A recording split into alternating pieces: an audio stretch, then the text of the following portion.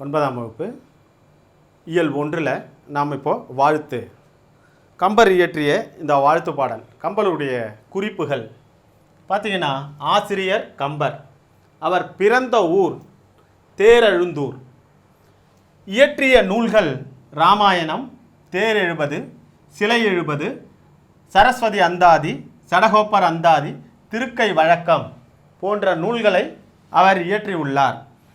ஆதரித்த வள்ளல் திருவெண்ணை நெல்லூர் சடையப்ப வள்ளல் என்பவரால் அவர் ஆதரிக்கப்பட்டார். புகழ், அவரை போற்றும் விதமாக புகழப்படுகின்ற புகழ்கள்: கல்வியில் பெரியவன் கம்பன், கம்பன் வீட்டு கட்டுத்தறியும் கவிபாடும் போன்றவை ஆகும்.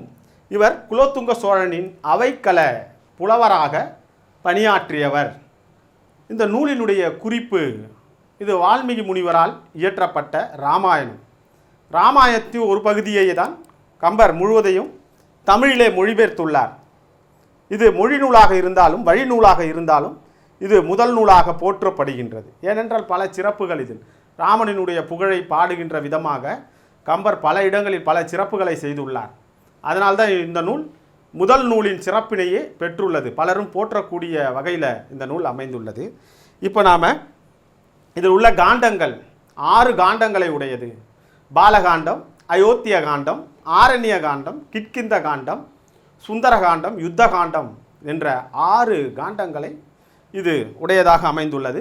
இப்போ பாடலையும் பொருளையும் பார்ப்போம்.